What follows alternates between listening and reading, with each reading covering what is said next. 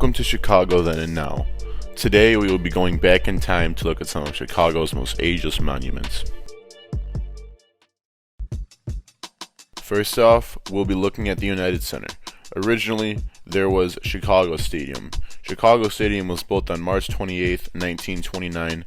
It was the home of the Chicago Bulls and Blackhawks. The stadium stood tall up until 1995.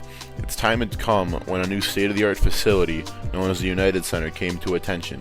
The United Center was built in a parking lot of Chicago Stadium and still stands there to this day. Here's some fans from back in the day, and here's some fans from now.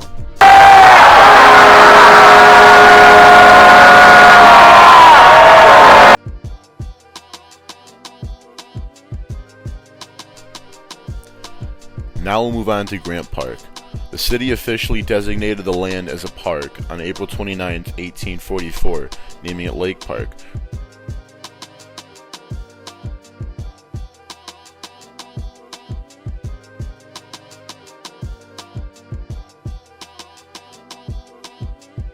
Previously, there used to be railroad tracks, but as you'll see in present day, some tracks are no longer there.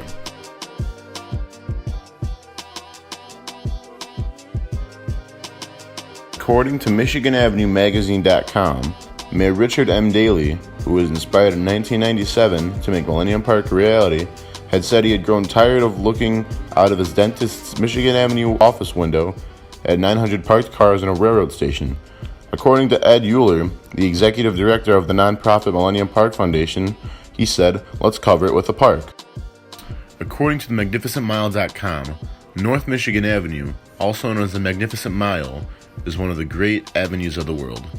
The heart of downtown Chicago and an international tourism destination, the Magnificent Mile is one of the most vibrant and successful commercial, residential, cultural, and tourist areas in the world. As you can see, there are numerous shopping centers for tourists and locals to buy goods. Back in the 1920s, the DuSable Bridge opened and sparked lots of growth in the area. The Wrigley Building was built with the purpose of drawing shoppers and businesses over the new bridge to the north side of the Chicago River.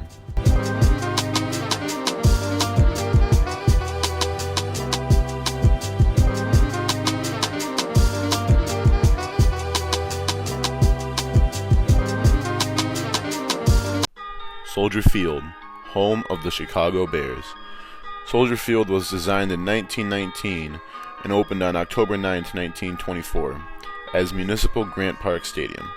On November 11th of 1925, as a memorial to the U.S. soldiers who had died in combat, the stadium was renamed Soldier Field.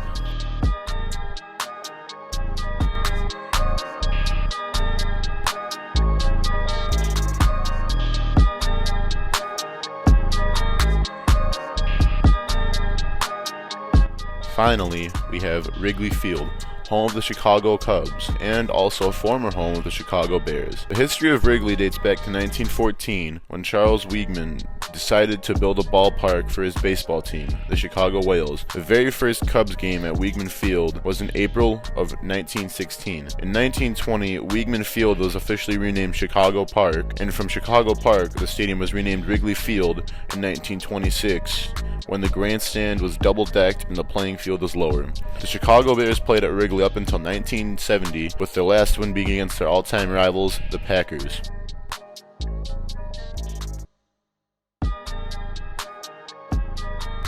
That's the conclusion of the show. I hope you enjoyed, and I hope to see you on the next episode.